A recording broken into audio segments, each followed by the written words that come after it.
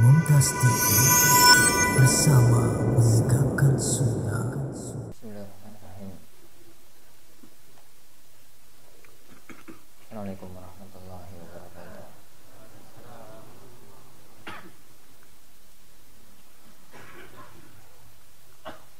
Alhamdulillahirabbil alamin, wassalatu wassalamu ala asyrafil anbiya wal mursalin nabiyina Muhammadin wa ala alihi wa ashabihi ajmain.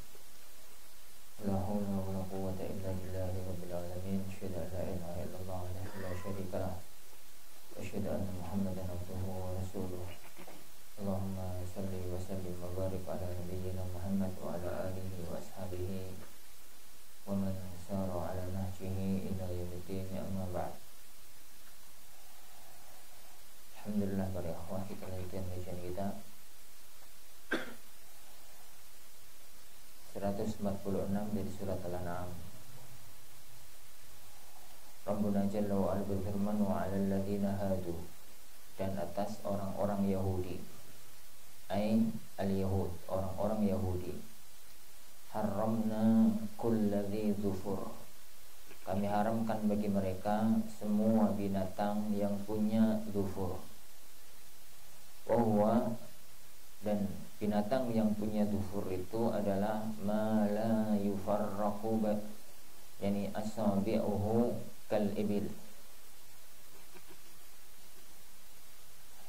binatang yang apa itu, jari-jarinya itu tidak pisah, tidak berpisah. Kal ibili wan na'am, semacam onta dan binatang-binatang ternak sejenisnya. Maksudnya binatang itu ada yang kakinya itu kayak manusia, kukunya itu 5, jarinya itu 5, kayak apa? Ayam itu 4, yani, atau macan, itu kan kukunya, jarinya ada meskipun kecil-kecil. Tapi ada binatang-binatang itu yang nggak punya jari. Binatang-binatang yang nggak punya jari itu istilahnya adalah kulla dzi dzufur. Dalam pendapat yang dipilih oleh Imam Suyuti rahimahullah ta'ala untuk menafsirkan ayat dzufur, karena asli dari lafaz al-dzufru itu adalah kuku. Itu adalah kuku, sehingga sebagian ahli ilmi mereka menafsirkan ini kulla dzi dzufur, ya semua binatang, karena binatang itu ada yang punya kukunya 1, ada yang punya kukunya 4, ada yang punya kukunya 5, dan macam-macam. Allah. Wa minal baqari wal ghanami, dan dari sapi dan kambing, haramna alaihim syuhumahuma, kami haramkan atas mereka syuhumahuma. As-surub, asy-syuhum itu adalah as-surub, kacih ini, yani wasyahmul kula, dan kacihnya apa, yang untuk di area ginjal itu, di area itu, kacihnya bagian jeruan. Illa ma hamalat dhuhuruhuma, kecuali yang ada di punggung keduanya, punggungnya sapi sama punggungnya kambing. Ai ma'allaqa biha minhu, yang terkait yang ada di punggungnya. Au hamalatuhul hawaya, atau berada di hawaya, ai al-am'a, area usus, jama' haywa, hawiya, au hawiyah, au makhtalata bi'adam, atau yang tercampur dengan tulang, minhu, diantaranya. Wa huwa syahmul ilyati, yaitu gajih di area pantat, area pinggang, area pinggul. Fa innahu uhilla lahum, maka itu halal untuk mereka. Dzalika tahrimu jazainahum, pengharaman ini kami berikan balasan kepada mereka, bihi dengannya, bibaghihim, karena tindakan zalim mereka, ai bisababi zulmihim, karena sebab kezaliman mereka. Wa bima sabaqa fi suratin nisa, dan yang telah lewat dalam surat An-Nisa, Maksudnya adalah firman Allah Subhanahu wa taala, "Fabidzulmin minal ladzina hadu harramna 'alaihim thayyibatin uhillat lahum." Dan karena kezaliman orang-orang Yahudi, maka kami haramkan yakni rizki-rizki halal atas yang asalnya halal atas mereka menjadi haram. Wa inna lasadiqun, dan sesungguhnya kami Allah adalah yakni inna lasadiqun, sesungguhnya kami itu jujur fi akhbarina wa mawa'idina, dalam berita kami dan dalam ancaman-ancaman kami. Ininya bahwa yang Allah haramkan pada orang-orang yang beriman itu adalah yang kita sebutkan dalam ayat yang kemarin, yaitu 4 dalam Al-Quran, ketambahan dalam sunnah-sunnah Rasulullah SAW. 4 itu adalah bangkai, darah mengalir, babi, terus binatang disembelih untuk selain Allah, itu yang dalam Al-Quran. Kemudian tambahan-tambahan dari sunnah-sunnah Rasulullah SAW. Lah, yang kedua yang juga pernah Allah haramkan adalah syariat khusus yang Allah syariatkan untuk orang-orang Yahudi.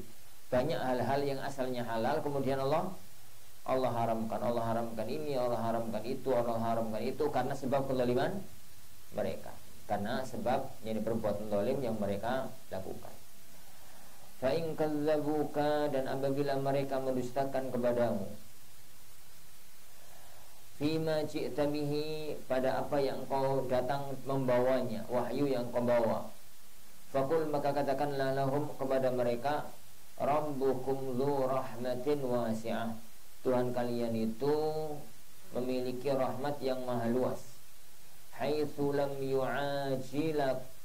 yu'ajilkum bil 'uqubah, di mana Allah Subhanahu wa taala enggak cepat-cepat menghukum kalian. Wa fihi, dan di dalam ayat ini, talattufun bi du'aihim ilal iman, ada isyarat yang sangat lembut mengajak mereka untuk beriman. Wala yuraddu ba'suhu, ay azabuhu, dan tidak akan pernah ditolak azabnya, idza jaa, apabila datang, anil qaumil mujrimin, atas orang-orang yang berbuat zalim, berbuat jahat.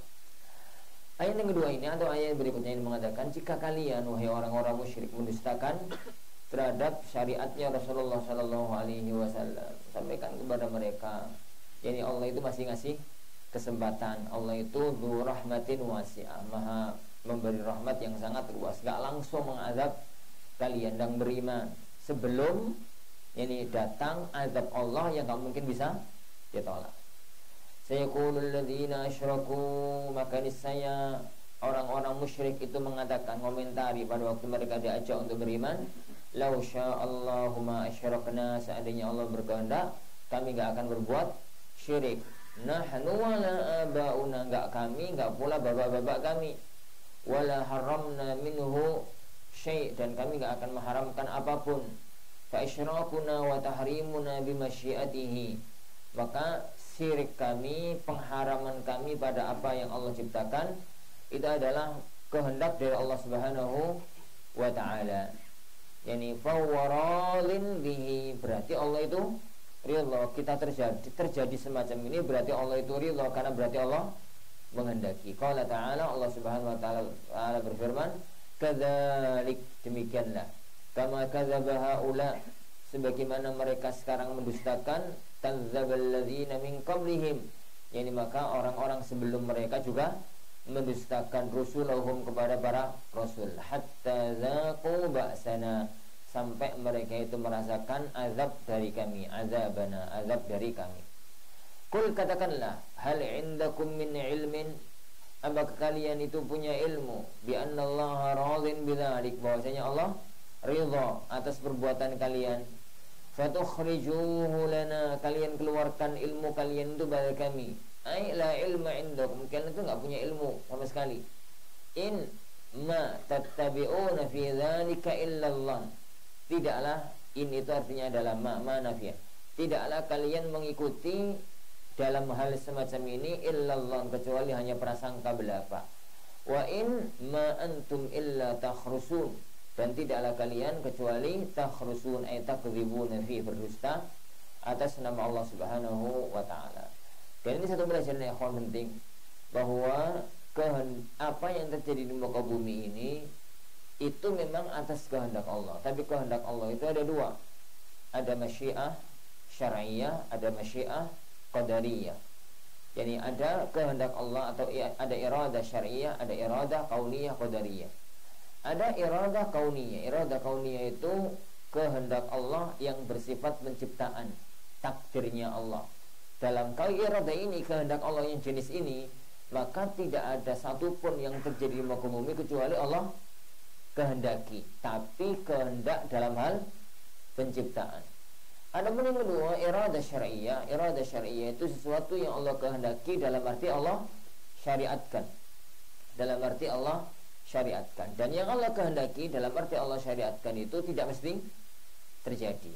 Jadi kehendak itu ada iradah yakni kauniyah qadariyah. Yani kehendak yang kejadian alam semesta.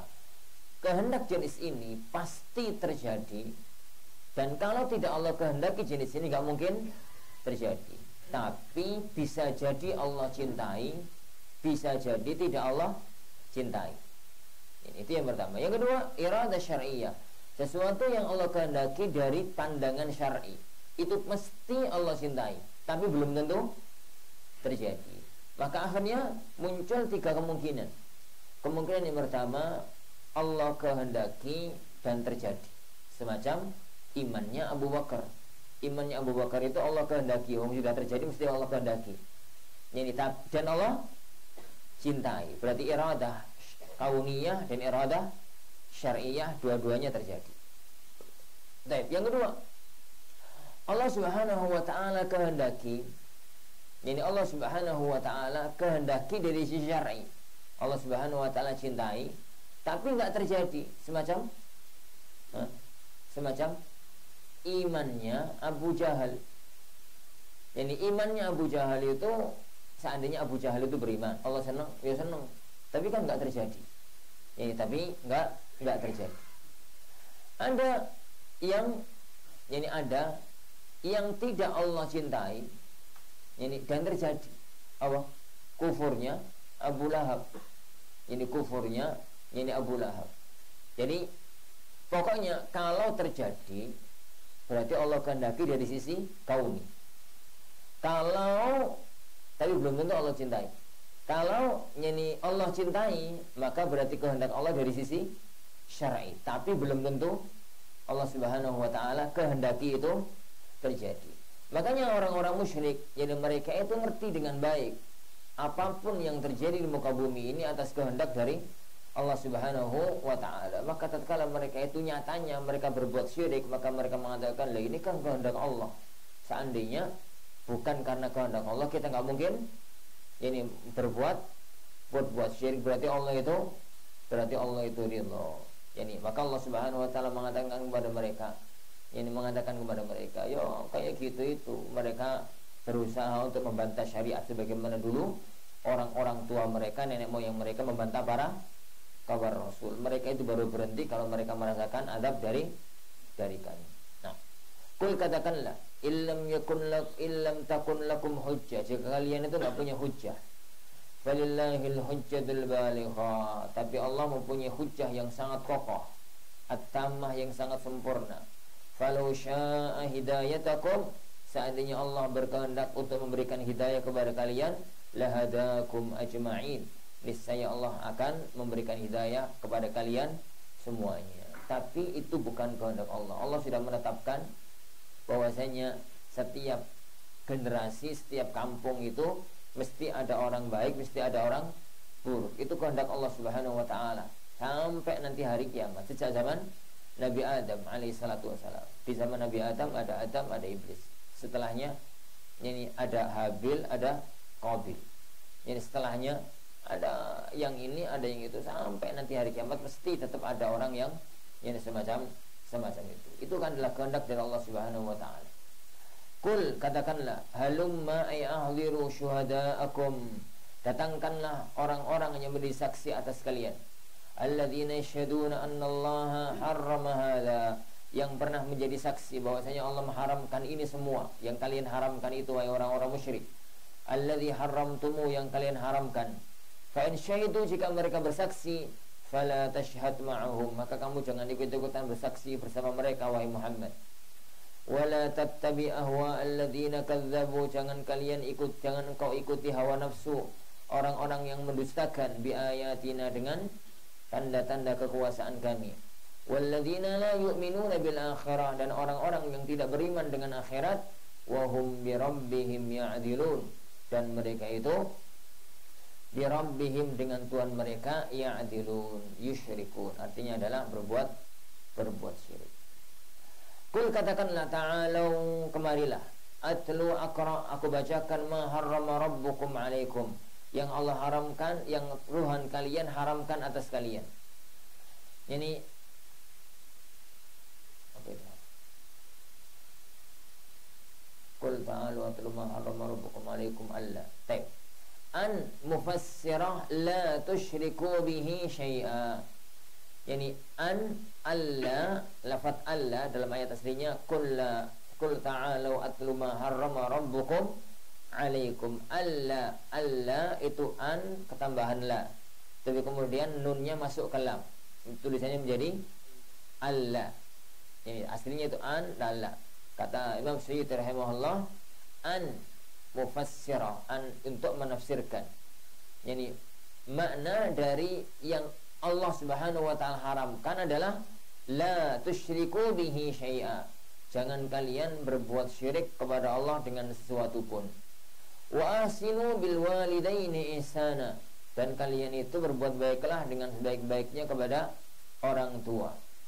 Wala taqtulu auladakum, jangan kalian membunuh anak-anak kalian, bil wa'di, dengan menguburnya hidup-hidup, min ajli imlaq, karena kalian sudah miskin, faqr, karena miskin, takhafunahu, yang kalian khawatirkan.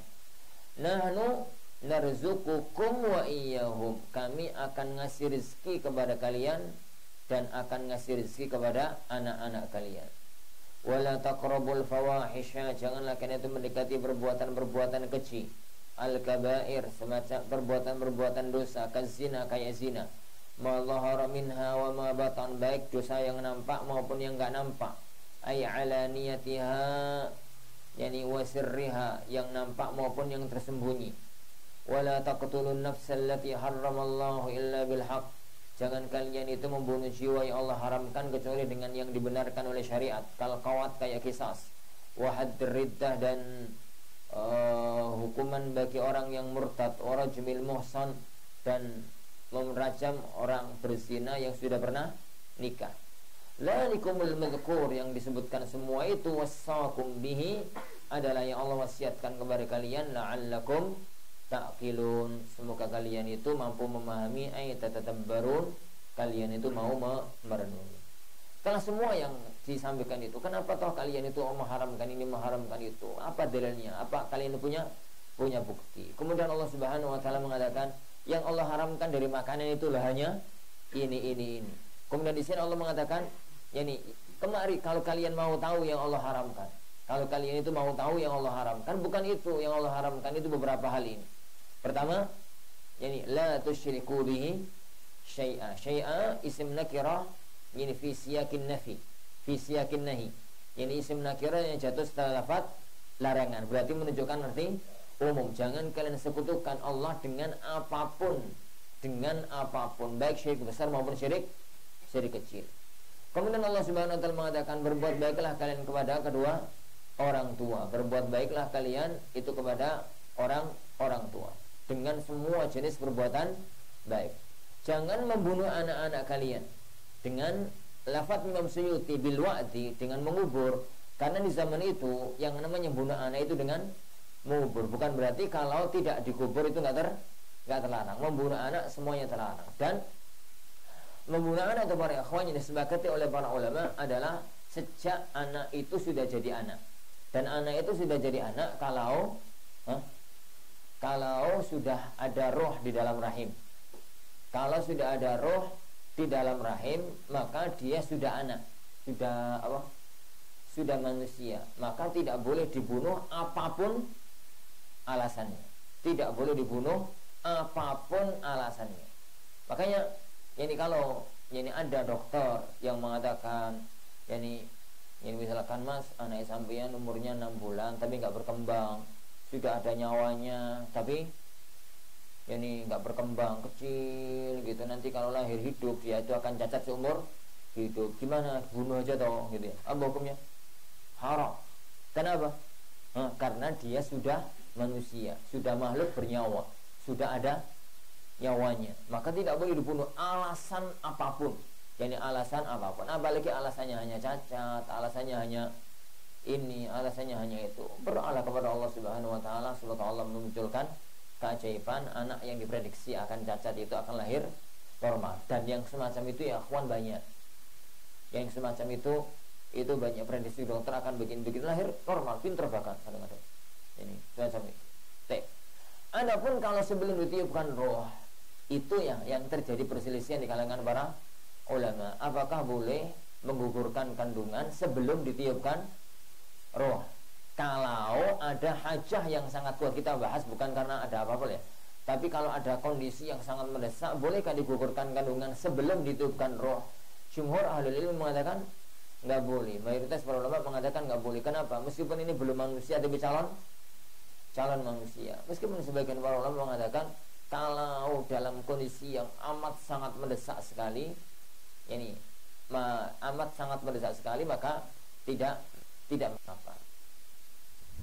Para ulama yang mengatakan boleh itu kalau anak ini diteruskan berkembang, maka mungkin taruhannya adalah nyawa ibunya. Misalkan nyawa ibunya, karena rahimnya itu misalkan ini misal rahimnya itu nggak kuat, jadi sehingga kalau terus-teruskan nanti kemungkinan yang jadi korban itu adalah ibunya. Kalau ini sudah disampaikan oleh tim dokter terpercaya yang sangat kokoh ilmu kedokterannya dan kokoh ilmu agamanya, maka bisa jadi boleh. Kenapa? Karena pilihannya itu nyawa ibu atau anak sebelum jadi manusia.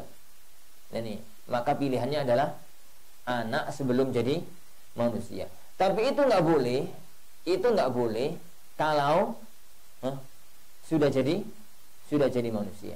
Ya, sudah menjadi manusia. Nah, ini tentang wala taqtulu auladakum. Yani alasannya firman Allah Subhanahu wa taala min imlaq, karena miskin. Ini karena alasan yang paling lumrah di zaman itu. Di zaman turunnya ayat ini, orang membunuh anak, alasannya itu adalah min imlaq. Ada dua lafaz dalam Al-Quran, min imlaq atau khasyata imlaq. Min imlaq itu karena sudah miskin, khasyata imlaq karena khawatir miskin. Kalian itu nggak usah ribet gitu ya, nggak usah pusing. Nahnu narzuqukum wa yahum, kami yang ngasih rezeki kepada kalian dan kami pula yang ngasih rezeki kepada mereka. Intinya rezeki itu di tangan Allah Subhanahu wa ta'ala. Tugas kita itu hanya usaha, aktivitas, rezeki Allah yang menentukan. Kemudian Allah Subhanahu wa ta'ala juga mengatakan wala taqrabul fawahisha, kan itu jangan mendekati perbuatan-perbuatan yang kecil, perbuatan haram secara umum, zina secara khusus, baik yang nampak maupun tidak nampak. Bahasa Al-Qur'annya itu la taqrabu, jangan dekat-dekat. Kenapa? Karena kalau ini mendekat meskipun belum melakukan, yakin akan terjerumus ke dalam perbuatan haram. Wala taqtulun nafsal lati harramallahu illa bil haqq, jangan kalian membunuh jiwa yang Allah haramkan, ini kecuali dengan jalur yang dibenarkan. Jiwa itu ada dua, ada nafs al-ma'sumah, ada nafs ghairul ma'sumah. Ada jiwa yang terjaga nyawanya, ada orang yang terjaga nyawanya nggak boleh dibunuh. Ada orang yang tidak terjaga nyawanya, maksudnya boleh dibunuh. Dan orang yang terjaga, yang tidak terjaga nyawanya itu hanya satu orang. Siapa? Kafir harbi. Orang kafir yang sedang terjadi perang dengan kaum muslimin. Orang kafir jenis inilah yang Allah katakan faqtuluhum haitsu wajadtumuhum, bunuhlah mereka dimanapun kalian ketemu mereka. Pokoknya ketemu mereka langsung bunuh. Kafir harbi, kafir yang sedang kondisi kontak senjata perang dengan kaum muslimin. Adapun yang lainnya, maka dia adalah nafs ma'sum, jiwa yang terjaga hartanya. Apa? Jiwa yang terjaga nyawanya, terjaga jiwanya, orang yang tidak boleh untuk dibunuh. Dan dia itu adalah dua kelompok, muslim atau kafir. Dia jadi dia itu adalah muslim, karena memang muslim jelas tidak boleh dibunuh. Yang kedua bisa jadi dia itu adalah kafir, kafir non harbi, kafir non harbi. Dan kafir non harbi itu ada 3. Yang pertama kafir zimmi. Kafir zimmi itu orang kafir yang hidup di komunitas kaum muslimin, bertetangga, berbarengan dengan kaum muslimin, maka dia kafir, tapi kafir harbi, ini kafir zimmi. Yang kedua kafir, yani kafir mu'ahad. Kafir mu'ahad itu adalah orang kafir yang tinggal di negerinya, tapi antara, di negeri kafir maksudnya, tapi antara negerinya dengan negeri kita ada perjanjian damai, tidak saling memusuhi. Orang kafir yang tinggal di negeri mereka masing-masing, tapi antara negeri mereka dengan negeri kaum muslimin, negeri kita, itu ada perjanjian damai. Dan perjanjian damai di aturan internasional zaman sekarang terbukti dengan adanya sifarah, adanya kedubes. Pokoknya kalau negeri itu di Indonesia ada kedubesnya, berarti ada hubungan kerjasama damai antara negeri Indonesia dengan negeri mereka. Maka orang-orang kafir yang tinggal di negeri mereka namanya kafir mu'ahad, kafir yang ada ikatan perjanjian damai. Yang ketiga adalah kafir musta'min. Kafir musta'min itu orang kafir yang minta jaminan keamanan. Orang kafir yang minta jaminan keamanan, sampai pun datang dari negeri kafir harbi. Gambarannya adalah negeri kita, negeri kaum muslimin sedang perang dengan negeri kafir, sedang perang dengan negeri kafir. Kemudian ini ada orang yang diutus oleh negeri mereka untuk datang ke misalkan negeri kita, ke negeri kaum muslimin untuk dialog, diplomasi dan macam-macam. Maka mereka masuk dengan jaminan keamanan. Mereka masuk dengan jaminan, masuk ke negeri Islam dengan jaminan keamanan, padahal datang dari negeri kafir harbi, maka orang itu namanya kafir musta'min. Lah 3 jenis orang kafir ini adalah darahnya ma'sum, tidak boleh untuk dibunuh. Barang saya membunuh orang kafir jenis ini, maka dosa besar. Kata Rasulullah SAW, man qatala mu'ahadan lam yarah raihatal jannah. Barang siapa yang membunuh orang kafir mu'ahad, maka dia tidak akan pernah mencium baunya surga. Jadi yang Allah larang untuk dibunuh bukan hanya orang muslim. Jadi wala taqtulun nafsa, jangan kalian membunuh jiwa yang allati haramallah, yang Allah haramkan. Yang Allah haramkan dibunuh jadi 4 tadi: muslim, zimmi, mu'ahad, musta'min. Yang tidak Allah haramkan dibunuh, bahkan Allah perintahkan untuk dibunuh kapanpun, dimanapun, maka adalah kafir harbi. Kafir harbi. Taib illa bil haq, kecuali kalau pembunuhan itu dilakukan dengan cara yang benar. Kecuali kalau pembunuhan itu dilakukan dengan cara yang dibenarkan, semacam qisas, ya, semacam qisas. Atau orang sudah muslim kemudian murtad, orang sudah muslim kemudian murtad, disuruh tobat gak mau, maka dibunuh. Yani warajumul muhsan, dan merajam orang yang berzina padahal sudah pernah menikah. Dzalikumul madhkur, semuanya itu adalah yang Allah wasiatkan kepada kalian. Semoga kalian itu mau memahami ayat-ayat Allah Subhanahu wa taala.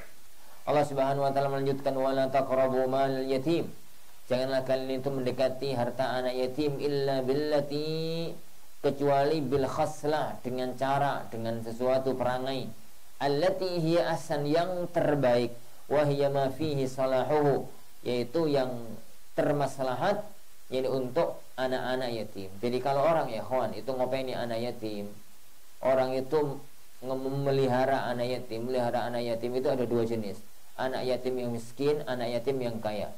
Anak yatim yang miskin itu tugasnya hanya satu, ngurusi anak itu biar nanti kalau dewasa jadi orang, ya dididik, ya diperhatikan akhlaknya, adabnya, dan macam-macamnya. Maka itu mengeramut anak yatim yang miskin. Yang kedua, ngeramut anak yatim yang kaya. Ngeramut anak yatim yang kaya. Lah kalau ngeramut anak yatim yang kaya itu tugasnya lebih berat, karena 2. Pertama, ngeramut bocah, yang kedua ngeramut hartanya. Ngeramut hartanya. Ingat ya kawan, yani mengendalikan, ngeramut yubna alat tasyahi wa tasarruf fi mulkil ghair yubna alal maslahah, kata para ulama. Jadi membelanjakan, ngurusi harta dia sendiri itu dibangun di atas hukum tasyahi. Tasyahi karep-karepmu, ya karep-karepmu dhewe wong, harta-hartamu sendiri, harta-hartamu sendiri. Yang kedua, Kalau ngeramut hartanya orang itu benar alal maslahah, dibangun di atas yang terbaik untuk harta tersebut. Yang terbaik untuk harta tersebut. Misalkan para hadirin azanillahu yakum. Yang dengan jualan. Kalau jualan itu yang harta yang kita jual adalah harta kita sendiri. Harta kita ini sendiri. Jualan tanah misalkan ya. Tanah itu podo sama-sama 100 meter persegi misalkan. Satu harta dia, satu harta anak yatim. Yang A itu adalah tanah A, itu adalah harta dia, tanah B itu adalah hartanya anak yatim. Di lokasi yang berjajaran berarti kan hartanya mestinya sama. Standar harga lapangan, standar harga. Yani daerah tersebut misalkan adalah 100 juta misal, 100 juta. Tapi jenengan wis jual diiklankan 6 bulan, 7 bulan gak payu-payu ndang kepengin nyekel. Duh, akhir itu 80. Boleh untuk tanah sampean, gak boleh untuk tanahnya anak yatim. Yo, padahal dijualkan dua-duanya karena anak yatim itu dalam kendali sampean. Jadi kalau harta sendiri ya terserah harta-hartamu didol nyeni 20 juta ya ora apa-apa. Ini piro 5 juta ya terserah wong harta-harta sampean sendiri. Terserah, enggak ada masalah. Tapi kalau sudah berkaitan dengan harta orang, itu enggak bisa. Harus yang termaslahat, yang terbaik untuk harga tanah tersebut, Karena sebenarnya jenengan itu adalah wasi, orang yang diberi wasiat, yang diberi ini amanat untuk menyelesaikan harta tersebut. Itu makna firman Allah, wala taqrabu malal yatim illa billati hiya ahsan. Begitu juga para ikhwan azanillahu yakum, orang yang memegang harta orang lain kaidah umum. Kalau di zaman Rasulullah sallallahu alaihi wasallam, orang itu megang harta anak yatim, megang harta orang itu hanya anak yatim tok. Jadi kalau di zaman sekarang, jadi megang harta orang lain kok enggak harta anak yatim tok. Ya harta anak yatim, ya hartanya pondok, ya hartanya masjid, ngono ya. Ya hartanya sosial. Ngerti akhwan? Ngurusi membelanjakan hartane dhewe iku karep-karepmu. Tapi nek wis membelanjakan harta milik orang lain termasuk hartane umat, itu patokannya billati hiya ahsan, dan tanggung jawabnya besar di sisi Allah Subhanahu wa taala. Dulu pernah ana katakan ya akhwan. Ini dulu pernah anak katakan, nek sampean safar itu dengan hartai sendiri, budal-budal dewe, terus yani mangan-mangan dewe, duit-duit dewe, terserah. Mau warung Padang, mau warung Peteng. Ini terus pokoknya karep-karepmu, mau warung paling mahal, mau paling murah, itu terserah. Kenapa? Duit-duitnya sampean sendiri. Adapun kalau sudah pakai uangnya ma'had, pakai uangnya ini sosial, megang daksos misalkan, atau pakai uangnya sosial, atau pakai uangnya anak yatim, atau pakai uangnya pesantren, itu patokannya harus billati hiya ahsan. Billati hiya ahsan. Apa itu? Makan standar, itu maksimal sudah. Makan standar, itu maksimal. Standar wong mangan nih wong kini gitu piye to? Ya paling ya sego sak piring karo apa ya? Ya ayam lah, atau lele atau apa, terus minumnya ya teh atau yang sekelas-kelas itulah. Ya paling ya 20.000, 20.000 mentok-mentok ya 30.000 sakit ya kakean ya banyak kakean ya 20.000 lah wis 20.000, 20.000, 15.000, standarnya semacam itu lah, standarnya semacam itu. Silahkan ini, silahkan. Adapun kalau kemudian jenengan kok kamu pengen mlebu wis kadung atus Surabaya rek eman-eman kepengin mlebu Hamra misalkan ini atau apa, silahkan Anda masuk Hamra, silahkan ya silahkan. Tapi nek kapan sak porsi regane 100.000 kok tambahi dhewe 75.000. Standar umumnya itu 20.000. Silakan Anda masuk Hamra, silakan Anda masuk ini, silakan Anda masuk itu. Tapi yang ngambil uang pesantren hanya 25.000 itu. Yang lainnya tambah ono dhewe. Yang lainnya itu tambah ono dhewe. Kenapa ya kawan? Tanggung jawabnya itu di akhirat besar di sisi Allah Subhanahu wa taala. Coba nanti kalau Allah tanya, Mas, sampean kok tahu mangan di hamro itu duwite sapa? Jawabane apa? Ya, nanti pada mahsyar tatkala Allah bertanya itu, kepingin ya Allah, mosok ngono di hadapan orang mahsyar. Gak akan sesuatu ya kawan ya, perlu dipikir bagi seorang muslim. Sesuatu yang kira-kira itu kita nggak mampu jawab nanti di pada mahsyar, jangan lakukan. Apapun yang kita lakukan di dunia ini, prediksikan kalau nanti pertanyaan itu datang dan pasti akan datang, kita mampu menjawabnya di pada mahsyar. Kalau enggak, jangan pernah lakukan. Berat perhitungan padang mahsyar. Berat perhitungan yang di padang mahsyar. Kecuali ya kawan, kalau ada asa, ada maslahat. Itu makanya anak dulu mengatakan kalau ada maslahatnya itu kan bejone sampean. Contoh ya kawan, jenengan bawa tamunya pesantren dari Saudi, mosok digawani warung Padang rek.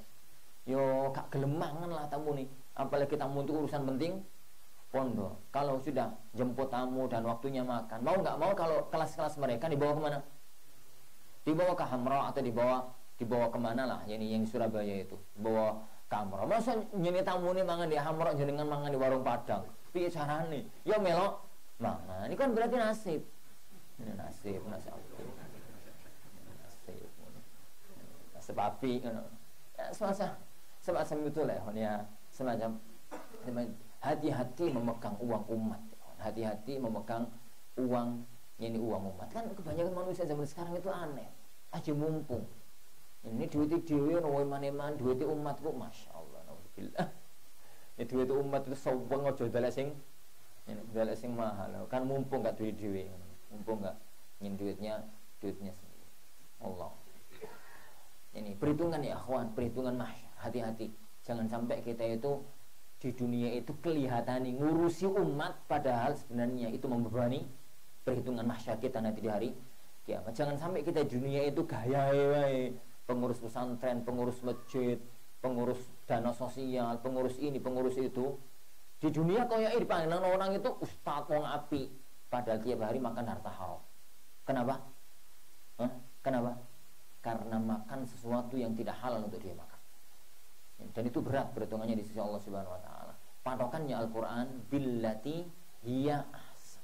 Yang terbaik untuk maslahat umat, bukan untuk untuk kita. Itu beban berat yang ini perlu untuk yang perlu untuk dipegang. Makanya ya akhwan. Yang banyak dokumenter oleh Ustaz Syekhuna Ustaz Yazid hafizahullah taala. Itu karena faktor lapangan yang banyak orang salah jalankan ini. Ana yakin kok beliau itu tidak mengharamkan donasi. Ana yakin beliau tidak mengharamkan ini. Tapi fakta lapangan itu nggak gregetan. Ini aku kan gak wani sampai sekelas itu untuk ngomentari. Tapi beliau sebagai orang tua yang tahu persis gitu ya, orang tua di Indonesia lah, sekelas-kelas Syekhuna. Itu yang tahu persis di lapangannya koyo apa meneh. Simpel ngerti aku. Kadang-kadang anak di Jakarta itu gerugetan kalau kadang-kadang ke Jakarta itu. Ayo makan Ustaz. Kemana? Ini kok warung ya? Berapa jauh dari sini? Berapa jauh dari sini? 1 jam. Astagfirullah. Mau makan Pak 1 jam? Enggak, di sini aja. Untuk apa? Kalau ada mangan itu cari apa? Yang bener ya, Juan. Kalau mau cari makan di warung, membawa ustadz sekelas saya lah ya.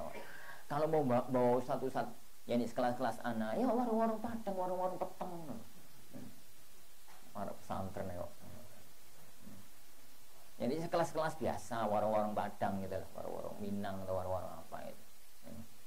Ya, adapun kalau kemudian ke warung-warung yang super mewah, yang serba apa, ini duitnya sampai dengar apa-apa, ini duitnya salah satu di antara mereka nggak apa-apa, tapi ini duit umat itu yang jadi masalah. Mungkin itu yang membuat Syekhuna saja itu sampai ngomong sekeras itu di lapangan, karena fakta lapangannya memang banyak yang semacam itu, penyelewengan dana umat, penyelewengan dana umat. Wallahu a'lam bishawab. Nah, ala kullin ya akhwan.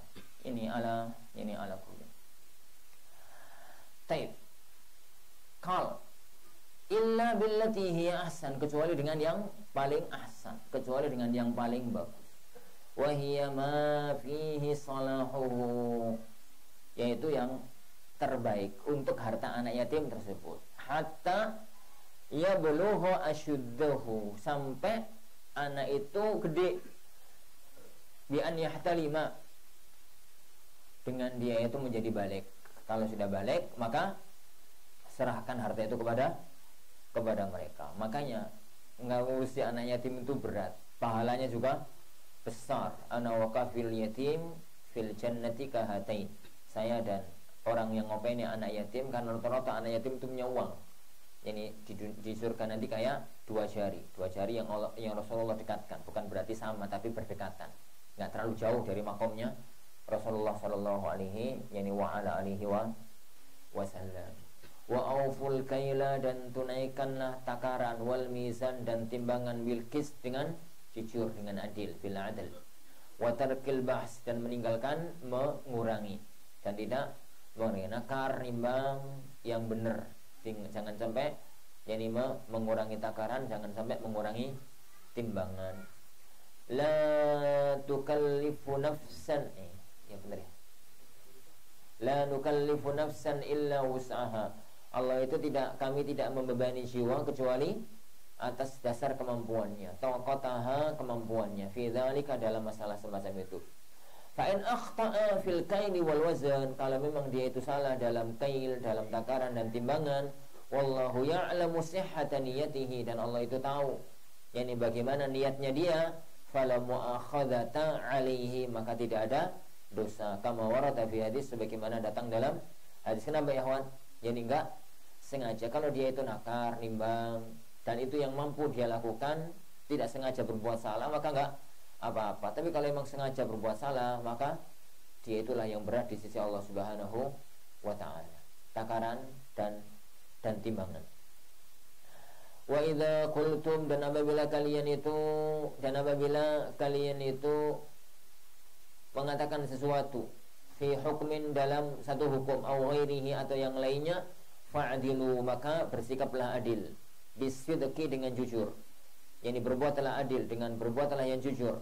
Walau kana, meskipun yang disikapi itu al-makullahu awalai, yang disikapi, yang dikatakan itu adalah za qurba, masih qarabah, masih kerabat. Wa bi'ahdillahi aufu, wa bi'ahdillahi aufu, dan dengan janji Allah maka penuhilah, laksanakan perintahnya, jalankan, larangannya tinggalkan. Itu penuhi janji-janji Allah Subhanahu wa ta'ala, janji-janji Allah Subhanahu wa ta'ala. Taib, dzalikum wassaqum bihi, itu yang Allah wasiatkan, la'allakum tadhakkarun, semoga kalian itu ingat.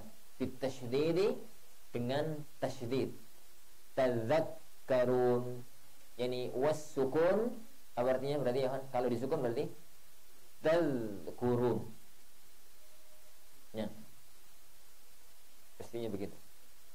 Sebentar, dalam hasyiah, suwabuhu bit takhfif id la sukuna huna bal adzal maftuhah ala kilal qira'atain. Ala kulli, kata di hasyiah, mestinya bukan sukun tapi takhfif. Sebenarnya sukun bisa, jadi tulisan bentuknya kayak gitu. Tadzakkarun tuh ya kawan, tadzakkarun itu buang harokat, buang titik, buang harokat, buang titik, itu bisa dibaca tadzakkarun, bisa dibaca tadzkurun, bisa dibaca tadzkurun, bisa dibaca yaitu tadzakkarun, bisa dibaca tadzkurun, ya benar begitu. Jadi bisa dibaca dua-duanya. Tapi tasydidi ay tatta'idun, kalian itu ingat. Wa anna bil fathah, dan anna dengan munfathah hamzah, anna bukan inna. Ala taqdiril lam, berarti ada lam yang terbuang. Kalau dibaca anna berarti ada lam yang terbuang. Wali anna, gitu ya. Wal kasr, dan kalau dibaca kasrah inna itu istinafan, istinaf, berarti inna itu di awal jumlah. Kenapa? Perbedaan antara inna dan anna, kalau anna itu di tengah-tengah jumlah, kalau inna itu di awal jumlah. Kalau ada inna di tengah-tengah, berarti itu sebenarnya adalah di awal. Di awal. Makanya beliau mengatakan, ini permulaan ayat kok tiba-tiba wa anna. Ini permulaan ayat kok tiba-tiba wa anna hadza anna. Begitu, maka nggak mungkin. Secara kaidah bahasa Arab itu nggak mungkin. Maka berarti dibutuhkan ada takdir. Maka beliau mengatakan ala takdiril lam, berarti di situ ada lam yang muqaddar, ada lam yang hilang dan bisa dimunculkan. Berarti aslinya lafadznya adalah wa li anna.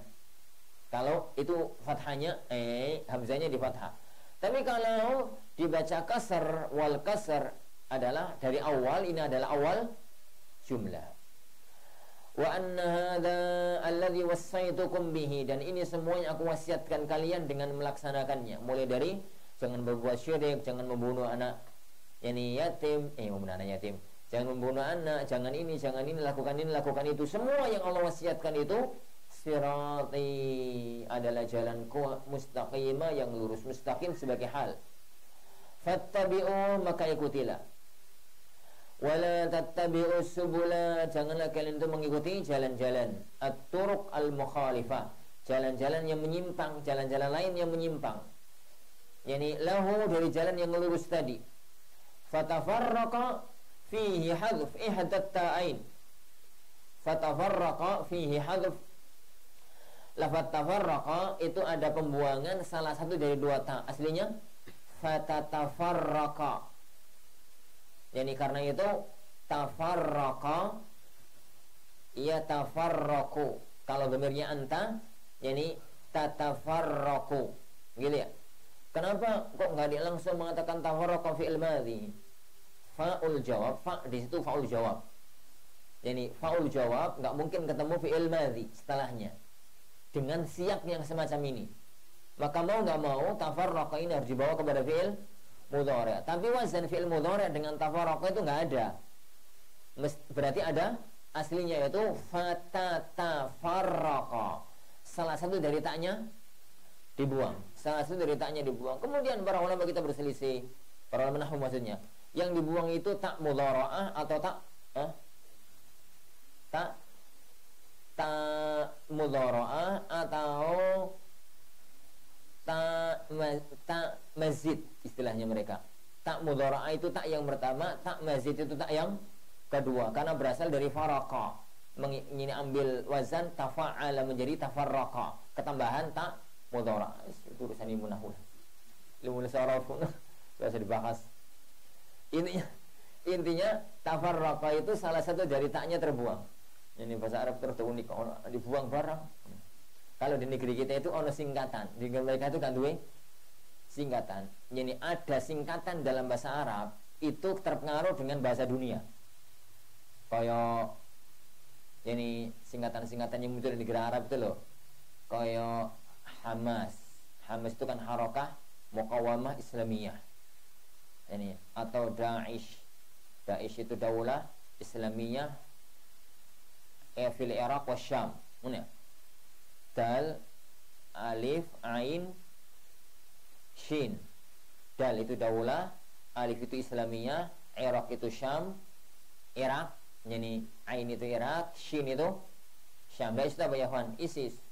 ISIS. Jadi itu kan bahasa Arabnya ISIS, itu kan bahasa Arabnya Daesh. Daesh itu singkatan. Nah, yang semacam itu adanya belakangan, adanya sekarang ini setelah dalam dunia internasional, bahasa Indonesia, bahasa Inggris, bahasa Perancis itu ada singkatan. Mereka melok-melok ini gawe singkatan. Kalau di negeri mereka aslinya bahasa Arab itu nggak ada singkatan. Aslinya bahasa Arab itu nggak ada singkatan. Yang ada pembuangan huruf, pembuangan kata. Itu masyhur sejak zaman dahulu. Semacam itu tadi. Maknanya tamil fatafarraqa, kalian nanti akan cenderung bikum an sabilihi, akan cenderung untuk menghindar dari jalan yang benar, dinihi, dari agamanya. Dzalikum wassaqum bihi la'allakum tattaqun. Itulah yang Allah wasiatkan semoga kalian itu menjadi orang-orang yang bertakwa. Jadi ikuti ya kawan, jalan Allah yang satu. Jalan Allah itu hanya satu.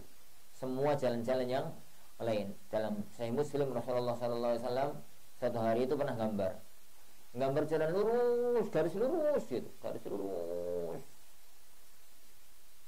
Kemudian beliau gambar garis serong kanan, ada yang serong kiri dari awal, dari bawah garis lurus ke atas, dari bawah sini serong kanan, serong kiri, serong kanan, serong kiri gitu sampai atas. Dari sini ada pecah-pecahan nih. Kemudian Rasulullah mengatakan, ini jalanku yang lurus, fattabi'uh, ini jalanku yang lurus, ikuti jalan ini. Dan jalan-jalan yang kanan, yang kiri itu semua jalannya itu diujungi oleh setan yang manggil-manggil orang untuk lewat jalan tersebut. Jangan kalian ikuti, karena kalau kalian ikuti berarti ikuti jalannya setan. Kemudian Rasulullah membaca firman Allah, wa anna hadza sirati mustaqimah. Makanya kita pegang ya kawan, jalan Allah yang lurus. Biarkanlah orang ke kanan, orang ke kiri, ekstrem kanan, ekstrem kiri. Yang penting kita itu berada di atas syariatnya Allah Subhanahu wa ta'ala, dan itu butuh ilmu yang mu'tadil. Kemudian ataina Musa al-kitab, kami berikan kepada Musa al-kitab at-Taurah, wa summa litartibil akhbar, dan summa di sini untuk mengurutkan cerita. Jadi setelah bicara tentang orang-orang musyrik, sekarang bicara tentang orang-orang Yahudi, tentang orang-orang Yahudi. Bukan berarti urut-urutan kejadian. Ini karena kejadian sebelumnya terjadi di zaman Rasulullah SAW. Kemudian ini kejadian sebelum zaman Rasulullah SAW. Urut-urutan cerita, bukan urut-urutan. Baru ngomong ini, sekarang ngomong semacam ini.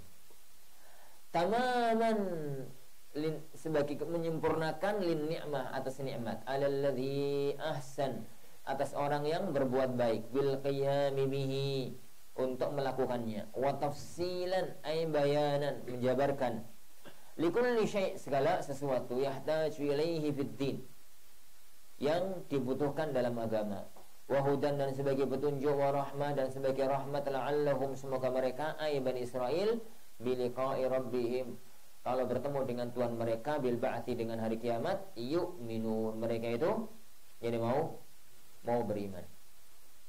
Wa hadza al-Qur'an, dan Al-Qur'an ini kitabun anzalnahu, kitab yang kami turunkan, mubarakun, penuh dengan barokah. Penuh dengan barokah adalah kebaikan yang banyak, kebaikan yang meluas, kebaikan yang langgeng dunia akhirat. Barang siapa yang kepingin hidupnya barokah, maka dekatlah dengan Al-Qur'an. Dekat dengan Al-Qur'an dalam arti membacanya, mempelajarinya, mengamalkannya. Itu dekat dengan Al-Qur'an. Membacanya ya benar, tapi nggak ngamalkan ya salah. Ngamalkan tapi nggak tahu moco, ya bener ngamal nih, tapi nggak mau moco juga salah. Maka membenar yang itu adalah membaca, memahami, dan mengamalkan isinya. Jangan sampai lewat satu hari tanpa kita itu melewati Al-Quranul Karim. Ini iso ya sakjur. Kak Ramadan lagi ya. Ini kita nggak bahas Ramadan. Kalau gak iso ya setengah juz, gak iso ya seperempat juz, gak iso ya sak lempir, gak iso ya sak muka, gak iso ya sampeyan muslim apa ora.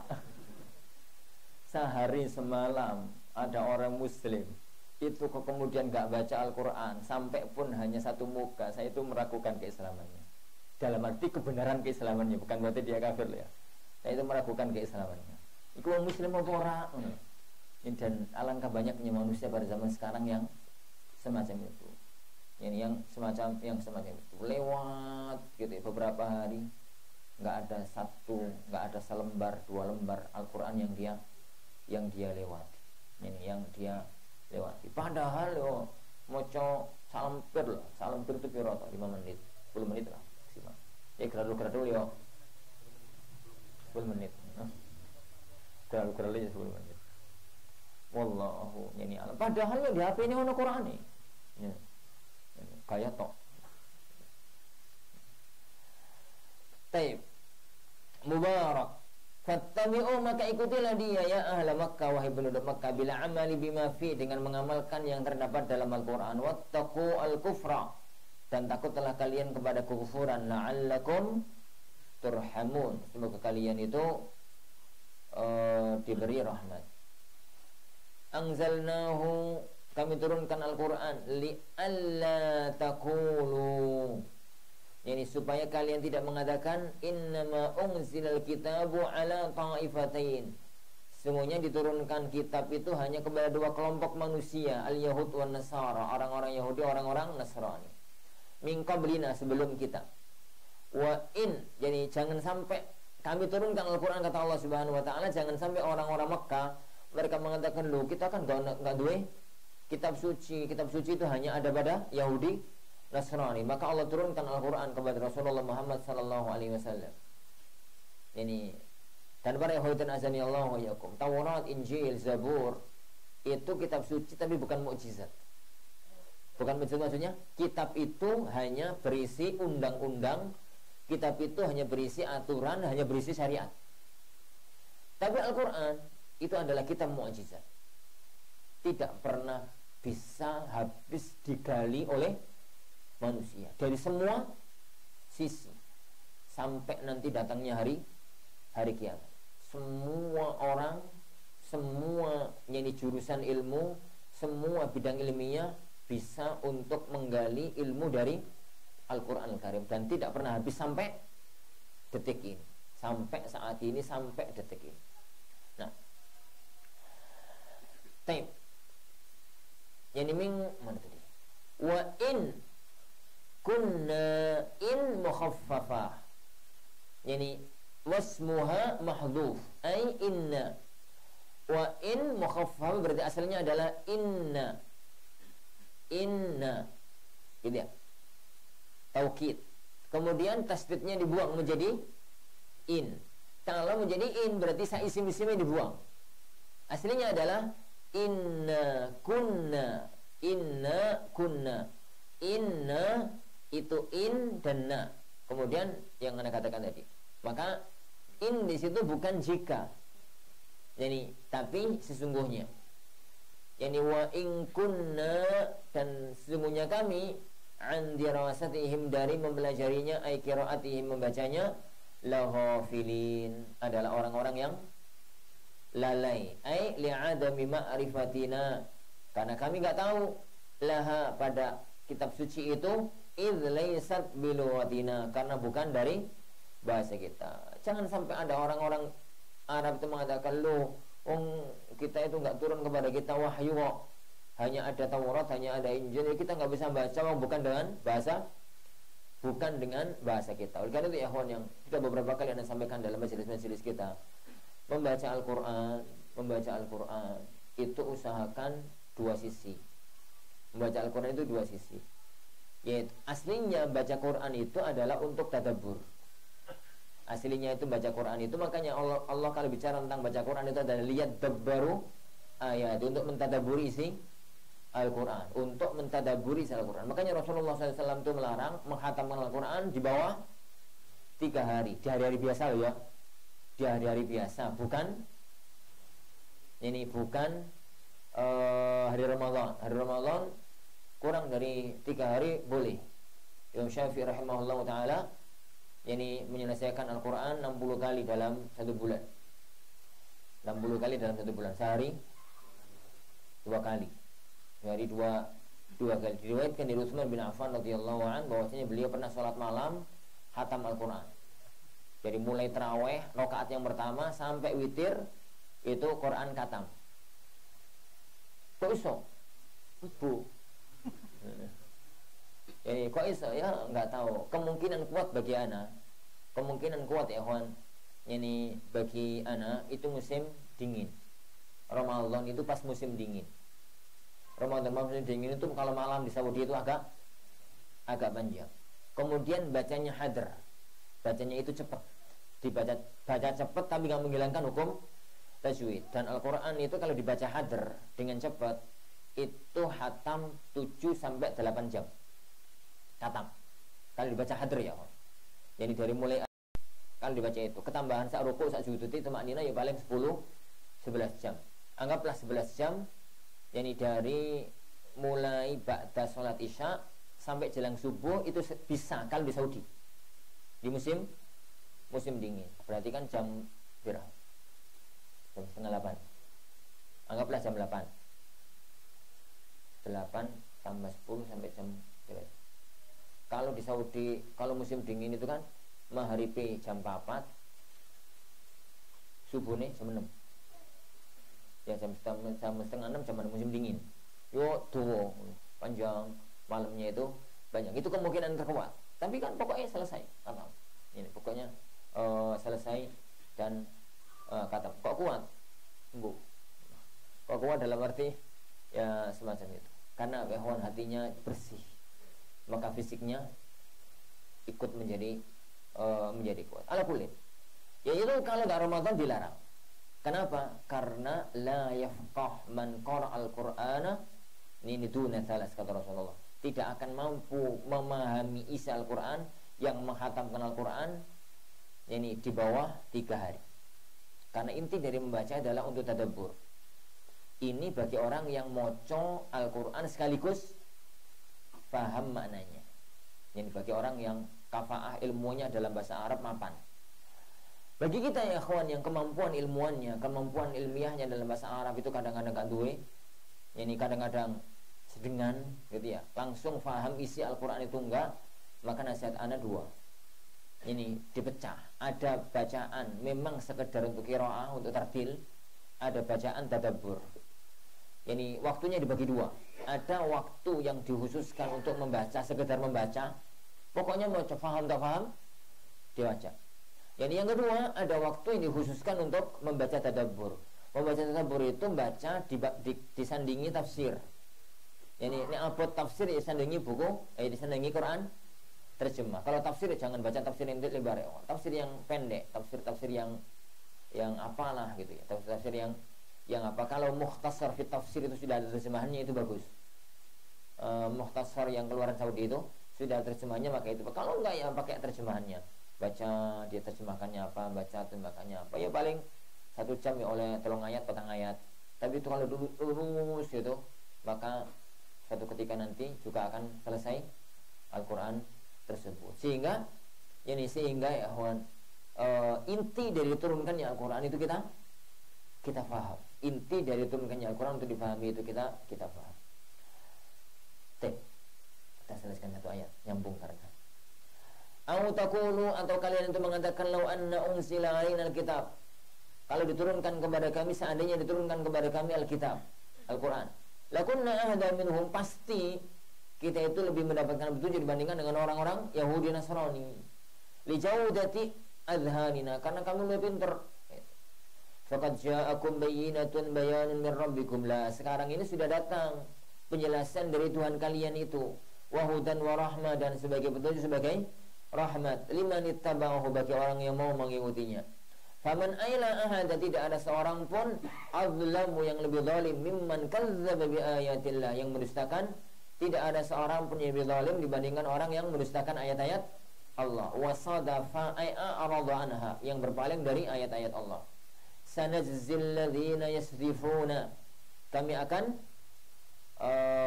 membalas orang-orang yang berpaling an ayatina, dari ayat-ayat kami, su'al azab, dengan azab yang pedih. Ay asyuddahu, azab yang pedih, bima kanu yasdifun, karena sebab dari ini berpalingnya mereka. Wallahu a'lam. Tapi insyaallah subhanahu wa ta'ala ini yang kita pelajari dalam pertemuan kita kali ini. Insyaallah subhanahu wa ta'ala kita lanjutkan pertemuan besok. Ini bi'idzni rabbina